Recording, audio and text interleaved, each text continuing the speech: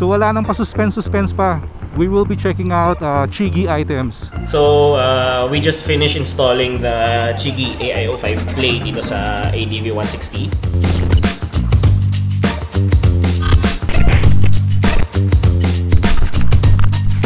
Hey, good afternoon everyone. Welcome to Newbie Rides. So for today's video, we are on our way to M2 Motorcycle Garage sa Makati. So wala nang pa-suspense pa. We will be checking out Chigi items. For those who don't know kung ano yung Chigi or kung ano yung mga items sila, pakita ko dito sa screen. Kaya service road gaming tayo ngayon. And first time natin palang pupuntang Makati gamit si ADV. Kaya naka-Waze tayo. Lang, grabe ang traffic dito. Bihirang-bihira kasi ako umabot sa part na to ng service road. Kung naka 4 wheels ka dito, nako, siyam maabutin mo. By the way guys, balik stock mirrors pala tayo ngayon. Kasi gusto kong ilagay yung quad lock dito.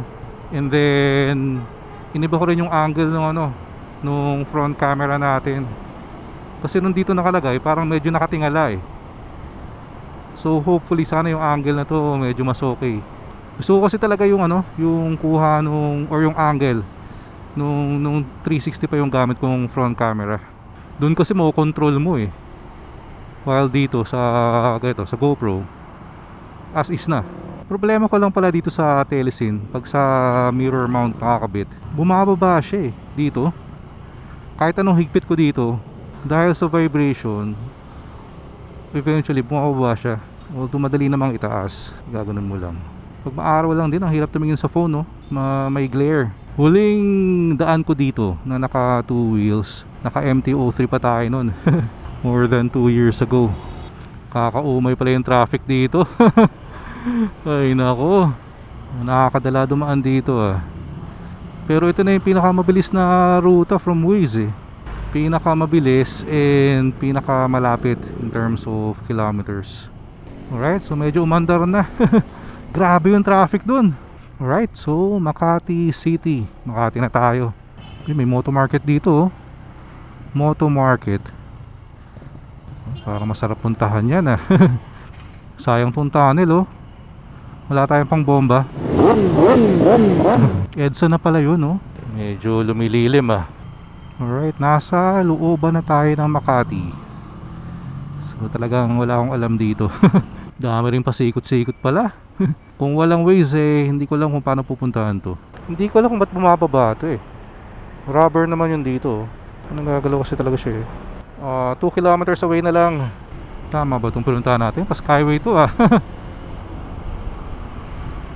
Yun ang nakakatakot pag naka-scooter ka eh no. Yung hindi mo sinasadyang mapapasok ka sa expressway. So malapit na dapat. Less than 1 kilometer na lang. Dapat nasa left na lang sila. Ito, M2 Garage. So we are here. Alright. Ayun pala, M2 Motorcycle Garage. Ganda ng mga auto dito. Alright, so we are here. Hey sir, good morning. Ay, good afternoon. So, yeah, okay lang.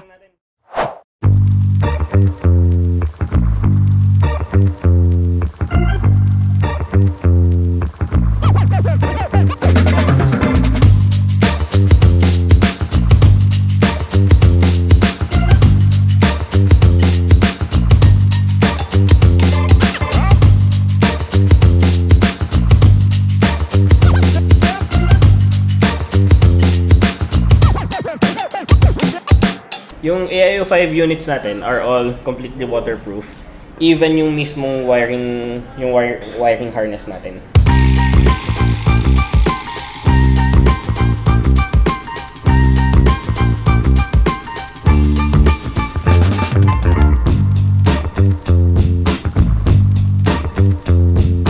Bro, officially activated na yung unit natin.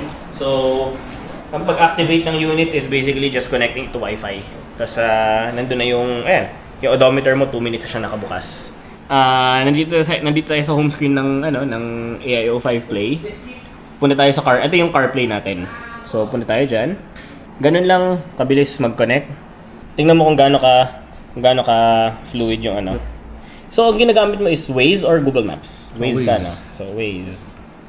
Tapos, settings. Sabihin natin, go tayo na home. Muntinlupa ka pa pala. Ganun lang kabilis, although 3G lang kasi yung network mo ngayon. So, medyo bagal. So, ball-mounted lang talaga siya. You can actually buy the arm. Ang suggest ko, kung bibili ka ng ibang mount, bibili mo ito lang. Ito yung tatanggal kabit mo. Kasi kung dito, dalawa yan eh. Ito yung handlebar mount natin. Basically, it secures dito sa loob ng handlebar natin. Then, naka-ball mount siya. Okay? By the way, CNC aluminum pala ito. Ball mount, pasok. Then, sikip lang.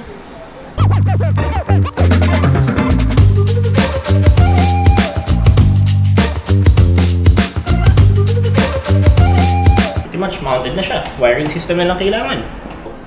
Hindi mo pa nasa-start yung engine mo or sabihin natin kakaupo mo pa lang, connected ka na, you have your navigation. May menu tayo dito na vibration alarm, okay? Pag naka-on yan, you can select low, medium, or high.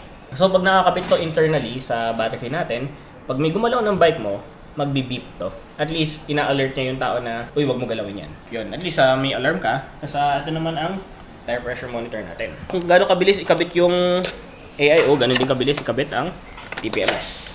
Pakipindot yung tire pressure monitor. So, ayan. Tapos nakasulat, PSI ka na. Pakipindot yung pair. ETS, yung nagbe-blink means external tire pressure sensor. Nagbe-blink na, no? Okay.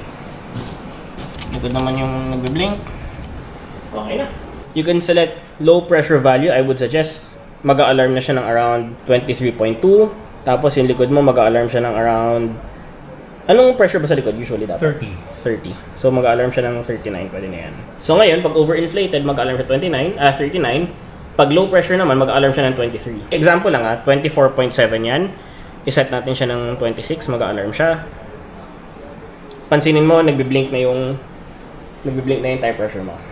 Which is, pinasabi niya sa'yo na mababa na. Okay, pretty much. Set ka na yan.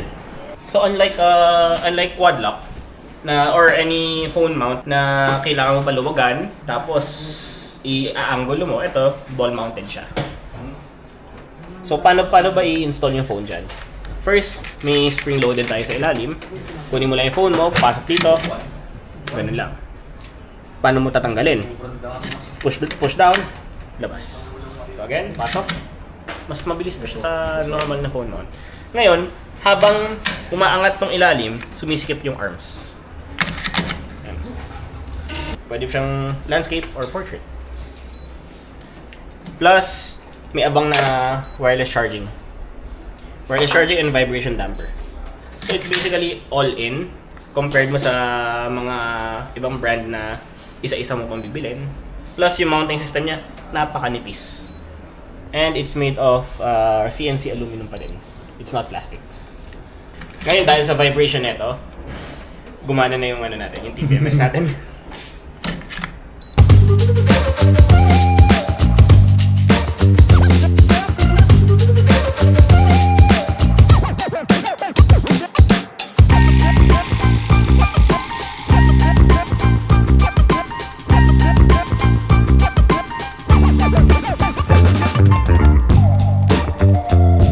First button mo is home. Home yung left. Sunod mo is CarPlay. So, ayan. Next, after ng CarPlay, pag pipindutin mo isa pa, yan yung digital meter mo. Okay. So, balik lang yan. Nagsacycle lang yan eh. Next, yung pangatlo would be turning off the screen. Kung sabihin na ayaw mo ng medyo distracting, you can turn it off the screen mo. Yung fourth button would be to lock the screen. Sabihin natin, pag naka-lock na yan, hindi na gumagana yung touchscreen yan, pag umuulan, pwede. Pero you can still switch function. Pero naka-lock pa din siya. To unlock, press it again. You'll never get display na ganyan ka-smooth. Tapos pag zoom in mo, hindi mo makita yung bawat pixel. So parang telepono talaga siya. So, we just finished installing the Chigi AIO5 Play dito sa ADV160. So, it comes all in, including the tire pressure monitor. So, 2630 yung pressure niya. It has a digital meter, which has the voltage, time, trip, and actual pressure and temperature, as well as GPS speed. At ang pinaka-importante, it also has our CarPlay. So, yung CarPlay natin, hindi basta-basta CarPlay. Pansinin mo, it's a very responsive CarPlay. Ayan, for the EDV 160, bagay na bagay. We install this. We have a lot of dealers around the Philippines, from pinaka-north hanggang pinaka-south sa Davao, meron tayo. But here, we install this sa Makati, sa head office natin.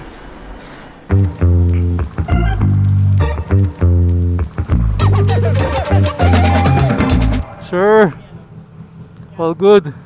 Alright, so we're done. And big shoutout again to Chigi Philippines, lalo na kay Sir Jerry and kay Sir King. So nag-install tayo ng AI05 Play. Grabe, parang stock looking. Parang part talaga siya ng ADV 160. Oh. And hindi ko na kailangan yumuko masyado, kasi same ano siya, oh. Same ano ba to? Line of vision, sa panel. And again, very crisp, high resolution. And yung brightness ito same sa mga iPhone top model. Kanina dinemo, nasa low ano lang to eh, low brightness. So ano to, first impression pa lang natin, pero you guys can expect na gagawa tayo ng video dito exclusively for the review. Pero panalo dito yung Apple CarPlay. Syempre yung Waze. Magagamit natin to. Ang maganda sa CarPlay, kung meron kayong comms, you guys can control yung Spotify dito. So pwede na kayong mamili dyan. Makita nyo tuloy yung mga tugtugan natin guys, no? Mga ano yan, 90s yan. Kasi kung wala kayong ganito, pwede ka lang di ba? Forward, back sa communicator nyo. Pero dito pwede ka lang mamili. Yan, pag umaandar na, you can easily switch back to Waze. Sobrang convenient, di ba? Syempre with Apple CarPlay, pag meron nag-message sa inyo, pwede nyo rin basahin sa inyo yung actual message. And pwede rin kayo mag-reply. Hey Siri lang yan. Grabe, one of the best upgrades to na ginawa ko. Sarap rin siguro magkabit ito sa Z9. Although I'm not sure kung saan ko ilalagay dahil napaka-cramp ng handlebar area ng Z9. Yung sa quad lock nga nun, kung hindi pa ako bumili ng knuckle adapter, hindi ko makakabit eh. Ganun kasikip yung handlebar ng Z900. Pero dito sa ADV natin, ito na yung dream setup.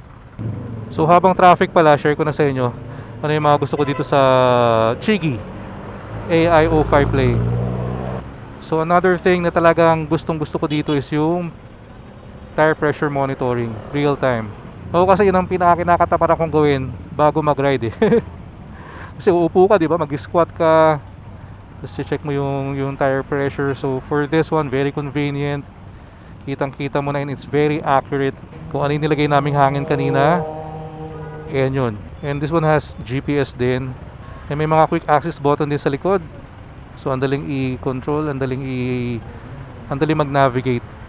May quad lock pa rin tayo dito, pero siguro hindi ko na masyadong magagamit to. Kasi hindi ko na kailangan ilabas yung phone eh. Kasi connected na via Apple CarPlay nga. So safe na rin yung phone ko from the harmful elements. Yung init ng araw, yung ulan. Pero syempre sa Z9 gamit pa rin natin yun. Although meron din tayo mga itatry na ikabit sa Z9 naman. Good luck sa atin nga lang. Sobrang traffic na. Nabutan tayo ng rush hour. Inabutan tayo ng dilim. Open visor gaming tuloy tayo ngayon. Parang kaya naman, kahit sarado. I'm not sure kung kita sa camera kung gaano ka high res, kung gaano ka crispy itong display na to. So imagine niyo guys, kung meron na kayo nito sa motor nyo, ano pa bang kailangan nyo? Alright, so I'm sure you guys are interested to know kung magkano ba itong Chigi AI05 Play. So itong nakakabit sa atin, this is 19,500 pesos. And may isa pang version nito, yung AI05 Lite. Yun yung kumpleto naman. Merong front and rear camera, merong blind spot detection and all that. Nasa 25,000 yun. I'll post the actual price. And for me, sobrang sulit ha. Again, first impression, very premium. And sulit sa function na makukuha mo eh. Pero yung pala, although meron tong TPMS na application, If you wanna use that, you have to buy yung external TPMS separately. So that's 3,000 plus yun. Merong external, so parang yung pinaka-cap lang yung papalitan, kakabit mo lang. And meron namang internal, mas permanent yun, sa pito yun kinakabit. So baklas gulong. Service road gaming na naman pala tayo. Makikipagbunuan na naman tayo sa traffic dun. GoPro nga pala itong front camera natin. So I'm not sure kung may makikita ba tayo sa footage nito. So similar with other displays, pwede mo rin palang iset to auto to. So meaning to say, pag madilim na, yung maghahapon gabi na, magda-dark na yung screen. And pag daytime naman, syempre yung white yung background. So ngayon pa lang pala, ipopromote ko na. Kung merong mga interesado magpakabit ng Chigi, send me a PM sa Facebook ko para I can refer you for a 5% discount. Pero yung 5% discount pala pang AIO5 devices yun hindi kasama yung accessories. Pero malaki na rin yung 5% So rest assured, may mga Chigi related content tayo coming soon. So kung nag-iisip pa kayo kung gusto nyo bang kumuha ng Chigi or not, wait for it. Baka makatulong ako sa inyo sa pag-decide. Ito na ang digmaan. Lapit na tayo sa service road Alright, digmaan na to guys. Service road gaming. Parang ngayon lang nakadaan sa part na to Parang puro scooter lang nandito Alright, so bago tayo maipit sa traffic, if you're not yet subscribed, please click the subscribe button below. And please like and share the video. Parang mas umaandar sa kabila sa West Service Road. Ang dapat dun tayo Ito yung mga nakaumaiting na sa Waze Kung pagpulang-pula. Yung mga jeep din talaga nagpapatraffic no? Parang okay naman Hindi naman sobrang luwag pero hindi rin naman sobrang traffic. Alright, dito ko na siguro muna putulin yung video bago tayo maipit sa traffic. So maraming salamat sa mga nag-join sa atin today. And again, hintayin nyo yung mga Chigi related content natin coming soon. So kita-kits tayo sa next one. Ingat kayo lahat palagi. Always ride safe. Peace out.